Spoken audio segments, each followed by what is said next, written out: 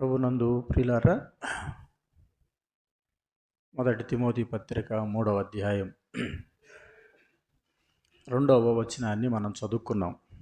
2వ వచనములో అధ్యక్షుడగువాడు నిందారహితుడు అనే మాటను మనం చదివాం. జీవము గల దేవుని సంఘములో జనుల ప్రవర్తన అనే మూల అంశాన్ని బట్టి మనము ధ్యానం చేస్తూ ఉన్నాం. జీవము గల దేవుని సంఘములో జనుల ప్రవర్తనలో మొదటిగా పురుషుల యొక్క ప్రవర్తన, రెండవదిగా స్త్రీల యొక్క ప్రవర్తన, మూడవదిగా అధ్యక్షుడు అన్నాడు, లేకపోతే సంఘ పెద్దలు అని అపోస్తుల కార్యముల గ్రంథం 16వ అధ్యాయంలో మనం చూస్తున్నాం. ప్రియులారా, మరి సంఘ పెద్దలు అనే మాటను మనం ఆలోచన చేస్తున్నాం కాబట్టి వారి యొక్క బాధ్యతలను గురించి గత వారంలో మనం జ్ఞాపకం చేసుకున్నాం. వారు పై విచారణ చేయువారుగా ఉండాలి అన్నారు, పైవారుగా ఉండాలి అన్నాడు, ప్రార్థించేవారుగా ఉండాలి అన్నాడు, పాలించేవారుగా ఉండాలి అన్నాడు.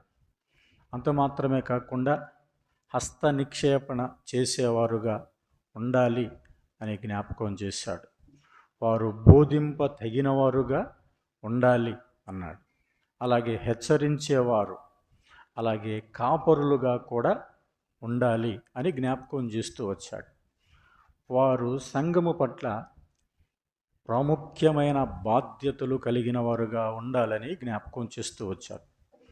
వారి బాధ్యతలు, విధులు మనం జ్ఞాపకం చేసుకున్నాం. అయితే ఇప్పుడు సంఘ పెద్దగా ఉండవలసిన వారికి ఉండవలసిన లక్షణాలు, ద క్యారెక్టరిస్టిక్స్ ఆఫ్ ఎల్డర్. పెద్దకు ఉండవలసిన లక్షణాల్లో దాదాపుగా మొదటి తిమోతి పత్రికలోను, అలాగే తీతు పత్రిక 1వ అధ్యాయం 3 నుంచి 9 వచనాల్లో అక్కడ రాయబడి ఉంది. 6 నుంచి 9 వచనాల్లో కూడా రాయబడి ఉంది. అలాగే మొదటి పేతురు పత్రిక 5వ అధ్యాయం 2-3 వచనాల్లో కూడా పెద్దలు ఎలా ఉండాలో తేటగా రాయబడిన సంగతులు మనం చూస్తాం. అంటే ఈ కొత్త నిబంధనలో ఎక్కువగా ఎవరి గురించి అంత గొప్పగా చెప్పబడలేదు అని మనం జ్ఞాపకం చేసుకోవచ్చు. ఎందుకంటే పెద్దలను గురించి ఎక్కువ అంశాలు రాయబడినది, వారి గురించి గొప్పగా వ్రాయబడింది, వారు ఉండవలసిన విధానము కూడా గొప్పగా వ్రాయబడింది. ఈ సంగతులన్నీ మనము జ్ఞాపకం చేసుకుంటున్నప్పుడు వారి బాధ్యతలు వారు నిర్వర్తించాలి. కాపరిగా వారు బాధ్యత, పెద్దగా వారి బాధ్యత, పై విచారణకర్తగా వారి బాధ్యత, బోధకులుగా వారి బాధ్యత. వారి బాధ్యతలను గత వారంలో మనం జ్ఞాపకం చేసుకున్నాం. అయితే ఇప్పుడు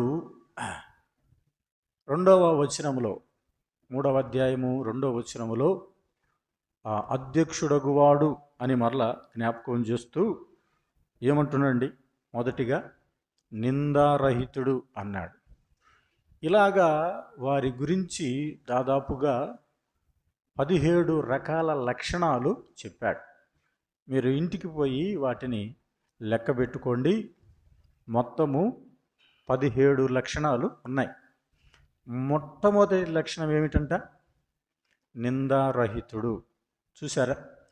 మరి ఈ లక్షణాలు మరి ఇంటి వారిని ఏలేవాడు, లేకపోతే మద్యపాని, కొట్టువాడు, ఇవన్నీ చెప్పబడలేదు. కానీ చెప్పబడిన లక్షణాలన్నిటిలో కంటే మొట్టమొదటి లక్షణం ఏమిటంటే హీ వాజ్ బ్లేమ్లెస్. నిందారహితుడు అనే మాట మనం చూస్తున్నాం. నిందారహితుడుగా అతడు కనబడాలి అన్నాడు.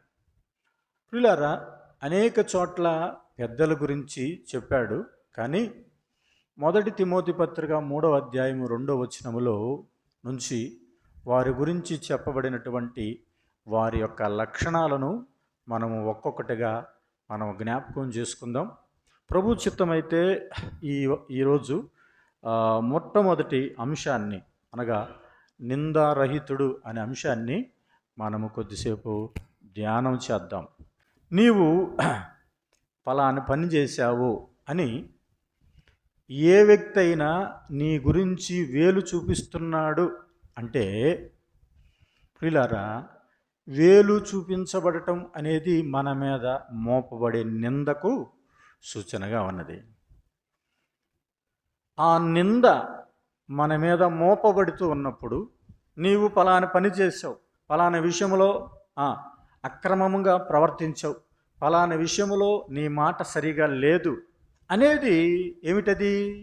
అది ఒక వ్యక్తి మీద మోపబడే నింద అని మనం జ్ఞాపకం చేసుకోవాలి.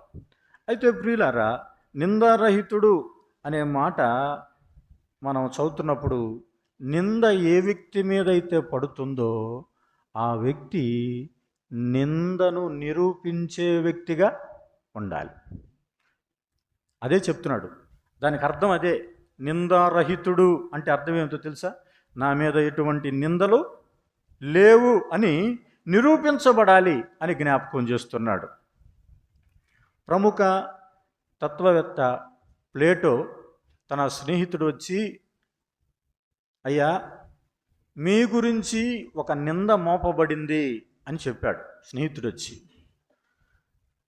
ఆ మాట చెప్పినప్పుడు ఆ స్నేహితుడు అడుగుతున్నాడు, మరి నింద మోపబడింది కాబట్టి ఇప్పుడు మనం ఏమి చేద్దాం అన్నాడండి. అప్పుడు ప్లేటో ఆ తత్వవేత్త ఏమంటున్నాడంటే, ఆ నింద మోపబడిన దాన్ని నిరూపించబడేదాకా మనం ఎదురు చూద్దాం అన్నాడండి. అంటే నిందను మన మీద మోపబడిన నిందను ప్రజలే ఇది అతని మీద మోపబడిన నింద నిజము కాదు అని నిరూపించబడేదాకా మనము ఎదురు చూద్దాం అన్నాడండి. అంటే మోపబడినది కొన్నిసార్లు నిజము కావచ్చు, కొన్నిసార్లు అబద్ధము కావచ్చు. అందుకనే దాన్ని ఏమన్నారు?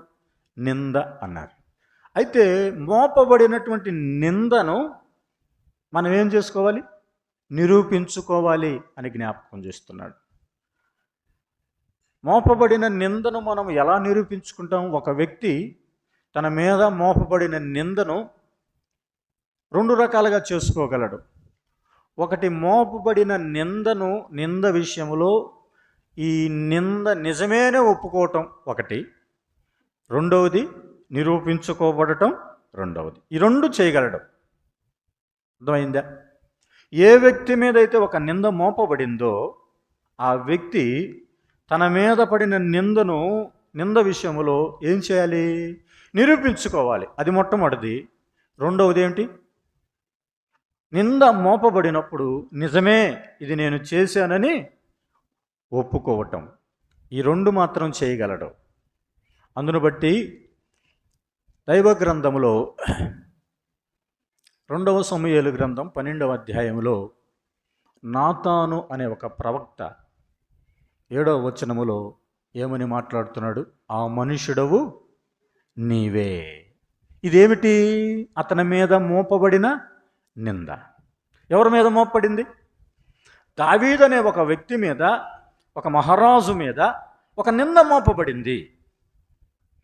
ఆ నింద మోపబడినప్పుడు ఆ నిందకు అతడు ఏం చేశాడు? మోపబడిన నిందను బట్టి దేవునికి నువ్వు వ్యతిరేకముగా నువ్వు చేశావు, దేవుని దృష్టికి నువ్వు నీతిమంతుడుగా ప్రవర్తించలేదు కాబట్టి ఇదిగో ఆ హిత్తీయుడైన ఉరియాను చంపావు, ఉరియా భార్యను నీ భార్యగా చేసుకున్నావు. అంత మాత్రమే కాదు, అన్యజనుల చేత ఈ వ్యక్తిని నువ్వు చంపించావు. అమోరీయుల చేత నీవు ఈ వ్యక్తిని చంపించావు. ఇవి అతని మీద మోపబడిన నిందలు. ఆ నిందలకు ఇప్పుడు ఏం చేయాలి? నీవు ఇలా చేసావంటే నాతాను మాట్లాడుతున్నాడు, నీవు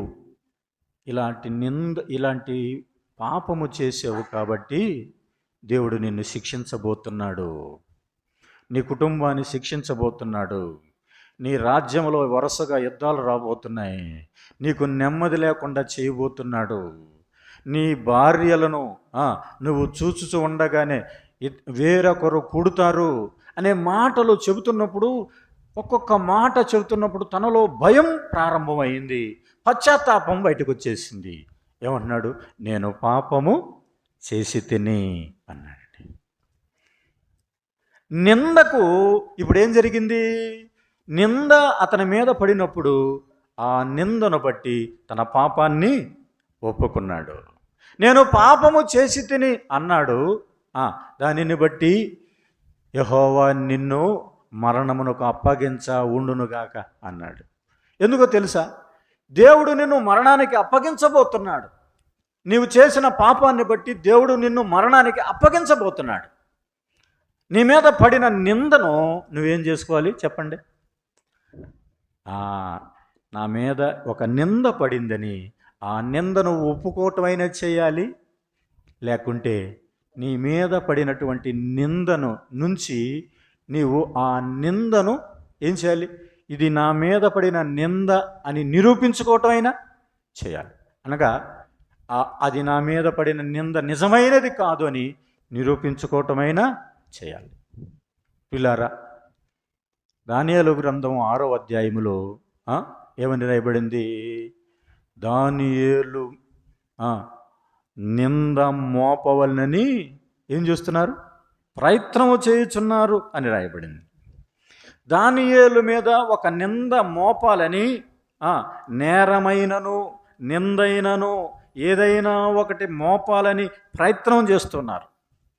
లోకములో ఇది సాధారణమే, ఎక్కడైనా సాధారణమే. ఇంటిలోనైనా, సంఘములోనైనా, ఉద్యోగములైనా, వ్యాపారములోనైనా, ఎక్కడైనా కూడా నిందలు మోపబడటం సాధారణమే.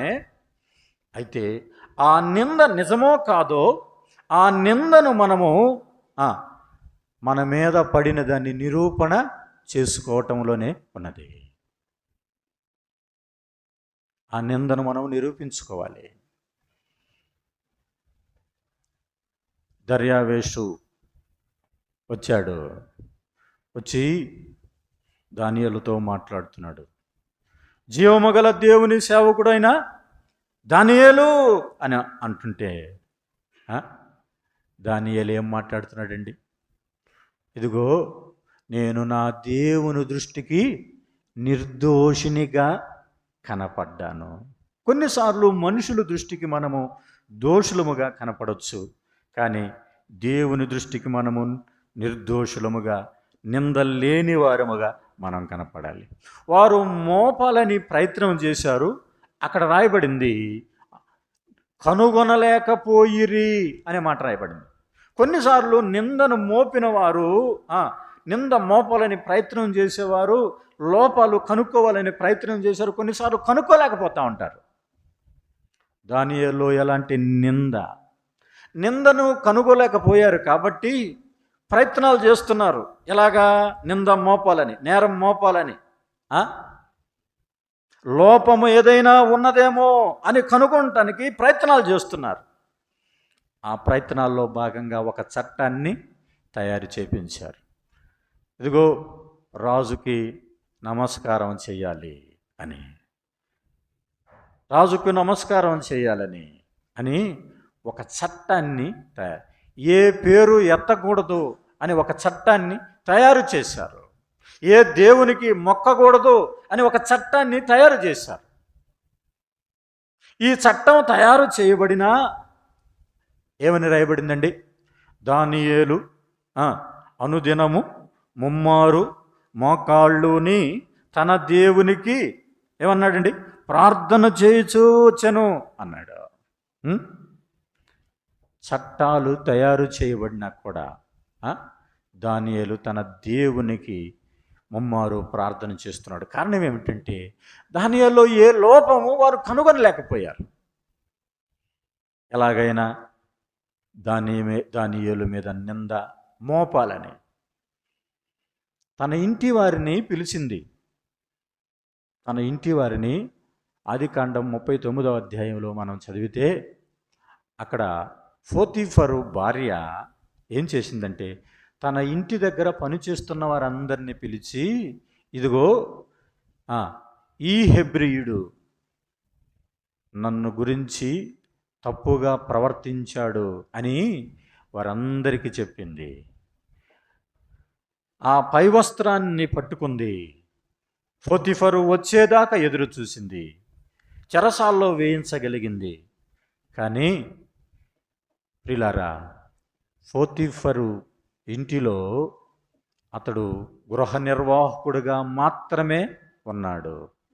అయితే తన మీద మోపబడిన నింద నిరూపితం కాలేదు కాబట్టి ఒకానొక దినాన ఐగుప్తు దేశం మీద 2వ అధికారిగా, రాజుగా నియమించబడ్డాడు, అయితే ప్రధానమంత్రిగా నియమించబడ్డాడు. నిందను ఎవరు నిరూపించలేకపోయారు అనే మాటను మనం చూస్తున్నాం. ప్రియులారా, మన మీద మోపబడే నిందను కొన్నిసార్లు నింద అది నిరూపితమైతే దాన్ని ఒప్పుకొని తీరాల్సిందే, లేకపోతే నిరూపితం కావాల్సి. ఈ 2 మనం చేయాలి. దేవుని దృష్టిలో లేకపోతే మనుషుల దృష్టిలో మనము మన మీద పడిన నిందను ఎప్పుడైతే నిరూపించుకుంటామో మన పనిని బట్టి అప్పుడు ఏం జరుగుతుంది? మనుషులు మీ సత్క్రియలను చూసి ఏమన్నాడండి? 5వ అధ్యాయం 16వ వచనంలో పరలోకమందున్న మీ తండ్రిని మహిమపరచునట్లు అన్నాడు. మనము చేసే పని ద్వారా ఏమొస్తుందంటండి? దేవునికి మహిమ వస్తుంది. అర్థమైందా? నీ మీద మోపబడిన నింద నీవు చేసే కార్యాన్ని బట్టి, నీవు దాన్ని నిరూపించే విధానాన్ని బట్టి నీ మీద మోపబడిన నింద ఇది తప్పు అని అన్నప్పుడు ఎవరికి మహిమ వస్తుందంటండి? పరలోకమందున్న దేవునికి మహిమ అన్నాడు. ప్రియులారా, అలాగా మీ వెలుగు ప్రకాశింపనీయుడి అన్నాడు. చీకటిలో మనం ఉన్నాం. చీకటి కలిగినటువంటి ఆ యొక్క ప్రదేశంలో మనం ఉన్నాం. మనం ఏం చేయాలి? ఒక వెలుగుగా మనం ఉండాలి. మన వెలుగు ప్రకాశింపనివ్వాలి అన్నాడంటే అర్థం ఏమిటి? దీపస్తంభం అనేది ఏం చేస్తుంది? వెలుగిస్తుంది. ఒక లైటు చీకటిగా ఉన్నది, రూమ్లోకి రాగానే స్విచ్ చేసాం, ఏమైపోయిందండి? చీకటంతా పారద్రోలబడింది. నీ సత్క్రియలు కూడా అలాగ ఉన్నప్పుడు, నీ ప్రవర్తన అలా ఉన్నప్పుడు చీకటి ఎంత మాత్రము నిలవదు. నీ మీద మోపబడే నింద ఎంత మాత్రము నిలవదు. అర్థమైందా?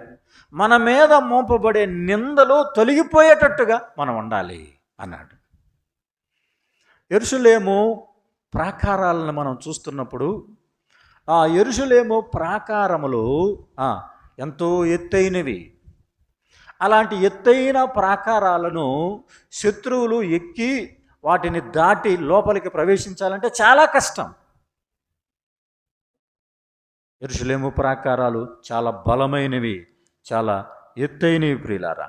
అయితే అలాంటి ప్రాకారాలు దాటి ఏ శత్రువు రాలేడు. నీవు యథార్థంగా ఉంటే ఎవరు కూడా నిన్ను నిందించటానికి అవకాశము ఇయ్యరు. కాబట్టి మనము బలంగా ఉన్నప్పుడు, మనం స్థిరంగా ఉన్నప్పుడు, మన సత్క్రియలు చక్కగా కనబడుతున్నప్పుడు ఎదుటివానికి మనము అవకాశము ఇయ్యము అనే మాట మనం చూస్తున్నాం. కాబట్టి ఎదుటివానికి నిందించటానికి అవకాశం మనం ఇవ్వకూడదు. రెండవది, మొదటిగా దేవునికి మహిమ ఏంది? నీ సత్ప్రవర్తన చూసినప్పుడు దేవునికి మహిమ కలుగుతుంది. నీ గురించి ఏది చెప్పకుండా అతడు ఏమైపోవాలి? సిగ్గుపడ. ఏయ్ అలా కాదురా, అలా కాదురా అని నీ మీద ఎలాంటి నింద మోపకుండా అతడు సిగ్గుపడేటట్టుగాను ఉండాలి నీ ప్రవర్తన అంటున్నాడు. మొదటిగా దేవునికి మహిమ, రెండవది మనుషులకు సిగ్గు కలుగుతుంది. అర్థమైందా? నీ ప్రవర్తన ద్వారా నీవు నిందారహితుడు అనేటువంటి ఒక గొప్ప సాక్ష్యాన్ని సంపాదించుకున్నట్టు ద్వారా మొట్టమొదటిగా దేవునికి మహిమ, అందును బట్టే మీ వెలుగు ప్రకాశింపనీయండి అన్నాడు. రెండవదిగా ఏమంటున్నాడు? మనుషులకు సిగ్గు అన్నాడండి. మనుషులకు ఏమంట? సిగ్గు. మనల గురించి చెడు మాట ఏది చెప్పకుండా సిగ్గుపడతారు. నీ గురించి ఇంకా చెడు మాటలు వస్తున్నాయా? నీ గురించి ఇంకా చెడు మాటలు వస్తున్నాయా? ఎక్కడైనా సరే నీ గురించి చెడు మాట వస్తే అది ఎవరికి సిగ్గు? నీకే సిగ్గు. సిగ్గు అక్కడ అంటున్నాడు, చెడు మాట ఏది చెప్పనేరక వాడే సిగ్గుపడాలి. అలాగా మన ప్రవర్తన ఉండాలి అన్నాడు. నీ మీద మోపబడిన నింద, లోకంలో కానీ సంఘములో కానీ బయట కానీ ఒక నింద మోపబడినప్పుడు నిన్ను బట్టి ఇతరులకు అభ్యంతరము కలగకూడదు అని చెప్తున్నాడు. నిన్ను బట్టి ఇతరులు రక్షణలోకి రావాలి, నిన్ను బట్టి ఇతరులు మారు మనసు పొందాలి, నిన్ను బట్టి సంఘానికి నడిపించబడాలి. అది గొప్ప సాక్ష్యం. అనింద్యులై అనే మాటను మనం చూస్తున్నాం ప్రియులారా.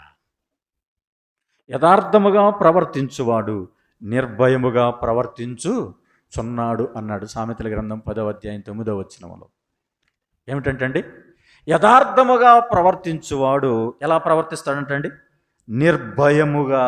అంటే ఎలాంటి భయము లేదు. కారణం అతడు ఏ నిందకు అవకాశము ఇవ్వలేదు అనే మాట మనం చూస్తున్నాం. నిందారహితుడు అంటే ఎలా ఉంటాడు? How he looks. ఎలా ఉంటాడు నిందారహితుడు అంటే? ఒక గ్లాసులో నీళ్లు తీసుకొని ఆ గ్లాసుని అక్కడ పెట్టి ఒక టేబుల్ మీద పెట్టి ఒక టార్చ్ లైట్ వేసి ఆ నీళ్ల మీద ఫోకస్ చేసినప్పుడు ఆ నీళ్లలో ఎలాంటి మలినము కానీ ఎలాంటి దుమ్ము కానీ ధూళి కానీ ఏది కూడా కనపడలేదు అన్నప్పుడు ఆ నీళ్లు ఎలాగా ప్యూర్గా ఉన్నాయో, పరిశుభ్రంగా ఉన్నాయో, అలాంటి వ్యక్తే ఎవరంటండి? అనింద్యుడు అన్నాడు. అనింద్యుడు అంటే ఏ లోపం లేదు అంతే. చాలా కాలం క్రితం నేను క్లాస్ చెప్తా ఉంటే అందరు పిల్లలు పాఠం వింటున్నారు. ఒకడు మాత్రం నా జేబుకి వెళ్ళే చూస్తున్నాడు. అందరూ వింటుంటే వాడిని గమనిస్తూ ఉన్న సారికి వాడు పాఠం బోర్డు మీద నా వైపు చూడట్లేదు, జేబుకి వెళ్ళే చూస్తున్నాడు. కారణం ఏంటంటే జేబు కొంత ఇంకు మరక అంటుకొని ఉంది. ఆ ఇంకు మరక గతంలో ఉన్నది, కానీ అది ఉతికినా పోలేదు. పోకపోయేసరికి ఏం చేస్తున్నాడు? దానివైపే చూడటం ప్రారంభించాడు. కొన్నిసార్లు మన మీద మోపబడిన నిందలు పోకపోతే ఏం చేస్తారు? అదే రకంగా దాని మీదే ఫోకస్ చేస్తూ ఉంటారు. మనము దానిని నిరూపించుకునే వారంగా మనం ఉండాలి.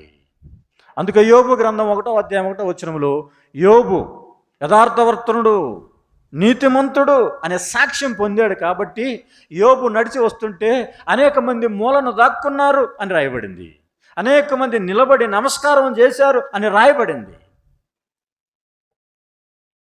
అదా కారణం ఏమిటంటే యోబు యొక్క ప్రవర్తన ఎంత గొప్పదో. యోబు నోటి మాటతోనైనా పాపము చేయలేనటువంటి ఎవరిని నిందించలేదు. చివరికి స్నేహితులు అతన్ని నిందించినా కూడా యోబు స్నేహితులను నిందించలేదు, భార్యను నిందించలేదు, చివరికి దేవుణ్ణి కూడా నిందించినవాడు కాదు. అతడు నిందారహితుడు అనే మాటను మనం చూస్తున్నాం ప్రియులారా. మన ప్రవర్తనను బట్టి మనకేం వస్తుందంటండి? గౌరవం వస్తుంది. పెద్దవారు, వృద్ధులైన వారు లేచి నిలబడుతున్నారంట, అనేక మంది గౌరవం చూపుతున్నారంట. ఒకప్పుడు సంగతి చెప్తున్నాడు. రోగం వచ్చిన తర్వాత ఆయన గౌరవించేవాడు ఎవరు లేరు అని చెప్తూ ఒకప్పుడు నేను ఎలా బ్రతికానో అనే జ్ఞాపకం చేస్తున్నాడు. పిల్లారా, నా బ్రతుకు, నా జీవితం అనేకులకు మాదిరికరంగా ఉన్నది అని జ్ఞాపకం చేస్తున్నాడు. యథార్థ ప్రవర్తన అది ఏం చేస్తుందంటే, ఇదిగో దేవునికి మహిమను తెచ్చేదిగా ఉన్నది. యోబు నిందకు అవకాశం ఇవ్వలేదు కాబట్టే హీఈస్ ఎ పవర్ఫుల్ మ్యాన్. అందును బట్టే ఏం చేశారు? లేచి నిలబడ్డారు. నీలో ఏ లోపము లేదు అన్నప్పుడు ఎదుటి వారికి ఏమొస్తుందండి? ఒక రకమైన గౌరవం వస్తుంది. నిన్ను గౌరవించట్లేదు అంటే కారణం ఏమిటి? నీలో ఏదో లోపము ఉన్నది, నీలో ఏదో బలహీనత ఉన్నది. మనము గౌరవించబడటానికి కావలసిన మొట్టమొదటి లక్ష్యం ఏమిటంటే, నీవు నిందారహితుడిగా ఉండాలి. నిందారహితుడు అంతే. గతంలో మన మధ్యకి రామలింగారెడ్డి గారు వచ్చారు. రామలింగారెడ్డి గారు నాతో చాలాసేపు ఫోన్లో మాట్లాడుతూ ఉండేవాడు.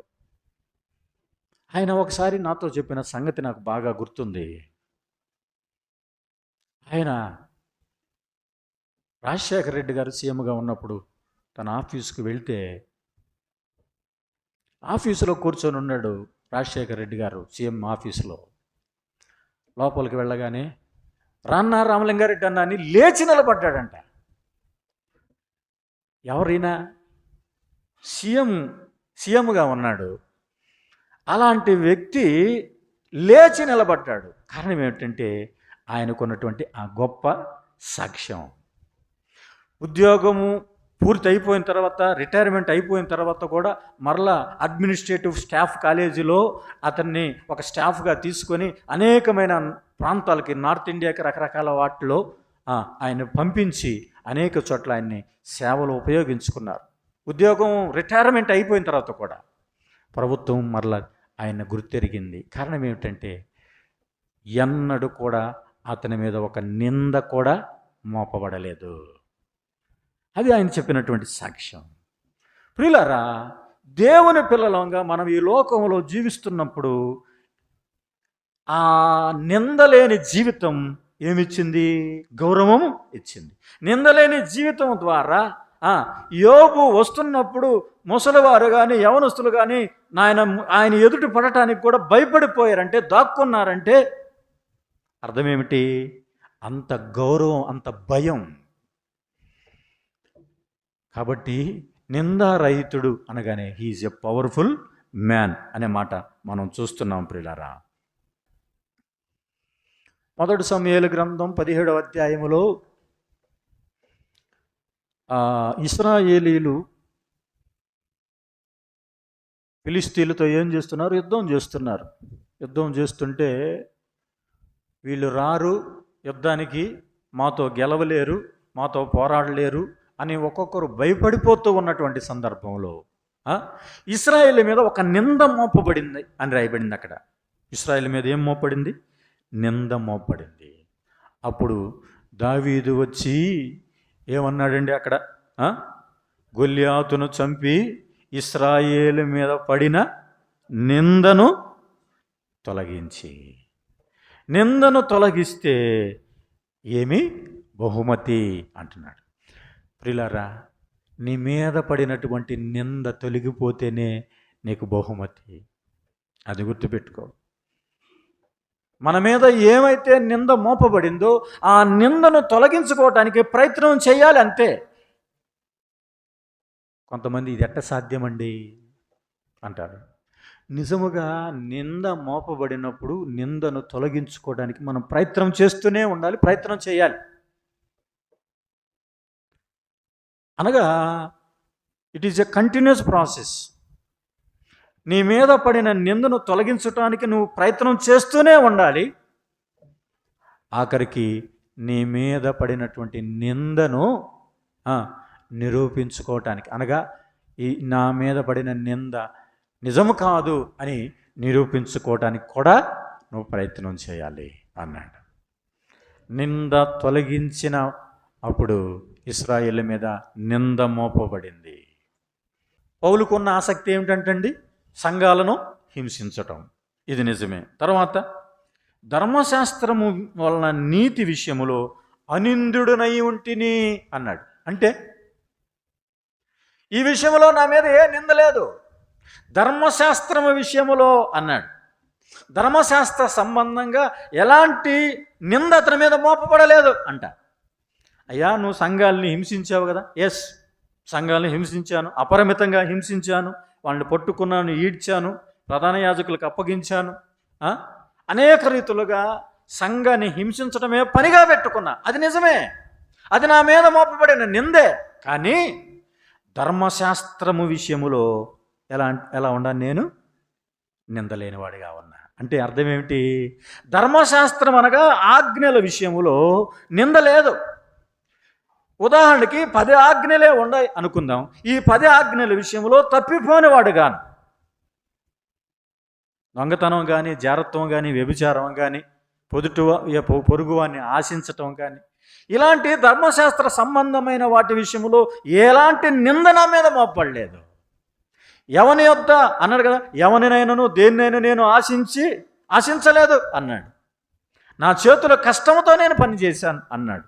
కాబట్టి పౌలు ధర్మశాస్త్ర ప్రకారం నిందలేనివాడుగా జీవించాడు అన్నాడు. క్రీస్తు ప్రభువును నమ్మిన తర్వాత ఇంకా మరి ఎక్కువగా అపరిమితంగా ప్రభు పట్ల ప్రేమ కలిగి ఎలాంటి నిందను పొందినవాడు కాదు పిల్లారా, ఎలాంటి నిందను పొందినవాడు కాదు. ఎందుకంటే ప్రభు పక్షాన అతడు జీవించాడు. నిజానికి పర్సిక్యూషన్ జరిగింది, హింస అతని మీదకి వచ్చింది, రకరకాలుగా హింస పొందాడు. కానీ నిందను అతడు ఎలాంటి నింద అతని మీదకి రాలేదు. ఏమంటున్నాడు? నేను అనింద్యుడను అనే మాట మనం జ్ఞాపకం చేసుకుంటే పౌలు ఏ లోపము లేనివాడుగా అతడు జీవించాడు ప్రియులారా. అయితే యేసుక్రీస్తు ప్రభువారు కూడా ఈ లోకములో ఉన్నప్పుడు ఆయన ఎలా జీవించాడు? ఆయన మీద నిందలు మోపబడ్డాయి. కీర్తన గ్రంథంలో అన్నాడు, నిందకు నా హృదయము ఏమన్నాడండి? బ్రద్దలైపోయింది అన్నాడు. ఆయన మీద మోపాల్సిన నిందలు అన్నీ మోపారు. ఆయన ఎందుకు బ్రద్దలైపోయింది హృదయం? అది నిజం కాదు కాబట్టి. నిజం కానివి నిజంగాను ఆయన మీద నిందలు మోపుతున్నారు. మత్తయి సువార్త 12వ అధ్యాయం 24వ వచనంలో ఏమని మోపుతున్నారు? వీడు దెయ్యాలు వెళ్ళగొడుతున్నాడు. నిజమే, ఎట్లా వెళ్ళగొడుతున్నాడో తెలుసా?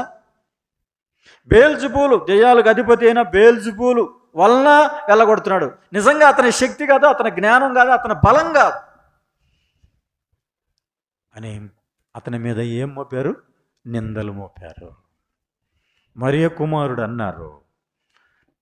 అక్కడ నుంచి నువ్వు రాజు అని చెప్పి పడద్రోయాలని చూశారు.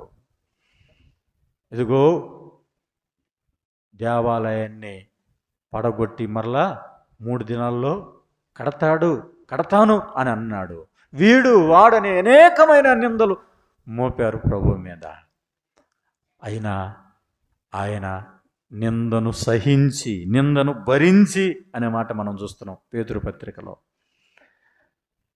ఆయన మీద వచ్చిన అన్నిటినీ ఏం చేశాడు? భరించాడు. అయితే క్రీస్తు ప్రభు ఎదుట అతడు నిరూపించబడెను అన్నాడు. అతడు నిరూపించబడ్డాడు. ఏ నింద లేదు అతని మీద. ఏం సాక్ష్యం వచ్చిందండి? నింద రహితుడుగా సాక్ష్యం పొందాడు యేసుక్రీస్తు ప్రభు. ఆయన నోట ఏ కపటం లేదు, ఏ పాపము చేయలేదు. ఆయన నిందారహితుడుగా, నిర్దోషిగా, హెబ్రీ పత్రికలో ఏమన్నాడు? నిర్దోషి, నిష్కల్మషుడు, పాపులలో చేరక. ఎంత గొప్ప సాక్ష్యం అండి ఇది! ఇదే కదా, పాపులలో చేరక ప్రత్యేకంగా ఉన్నాడు. హీ సపరేట్, లివింగ్ ఈ సపరేట్. అతడు నింద లేనివాడుగా ప్రత్యేకంగా జీవించాడు అనే గొప్ప సాక్ష్యం పొందాడు యేసుక్రీస్తు ప్రభువారు. ఆయన మీద మోపబడిన నిందలు అనేకం ఉన్నా కూడా ఆయన నిరూపించబడ్డాడు. మన మీద కూడా అనేకమైన నిందలు మోపబడతాయి. అయితే ప్రియులారా, ఈ రాత్రి వేళ అధ్యక్షుడగేవాడు అని జ్ఞాపకం చేస్తున్నట్లుగా సంఘ పెద్దకు ఉండవలసిన లక్షణాల్లో మొట్టమొదటి లక్ష్యం, ఈ అధ్యక్షుడు వారి లక్షణాల్లో మొట్టమొదటి లక్షణం ఏమిటో తెలుసా? నిందారహితుడిగా ఉండాలి. ఇది ఎందుకు పెట్టాడో, ఆ అధ్యక్షుడిగా ఉండేవాడు అనగా సంఘ పెద్దగా ఉండవలసిన వారు చాలా జాగ్రత్తగా, ఒక వ్యక్తి పరిచారకుడిగా ఉండాలి, పరిచారకుడు పెద్దగా చేయబడాలి అని వాక్యం చెబుతుంది. అయితే పెద్దగా నియమించబడుతున్నప్పుడు ఆ వ్యక్తికి ఉండవలసిన ఆలోచన ఏమిటంటే, నా మీద ఏమైనా నింద ఉందా? వెదర్ యు ఆర్ బ్లేమ్, నీ మీద ఒక నింద మోపబడితే ఏం చేయాలి? నేను పెద్దగా ఉండటానికి అర్హుడను కాను అని తనకు తానుగా సమర్థించుకోవాలి.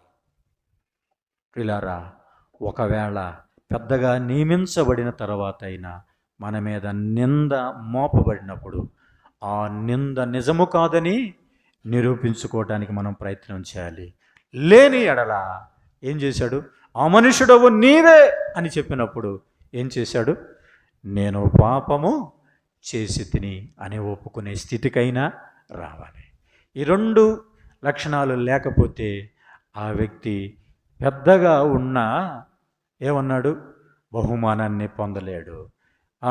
నింద తొలగించిన వానికి ఏమున్నదన్నాడు? బహుమతి.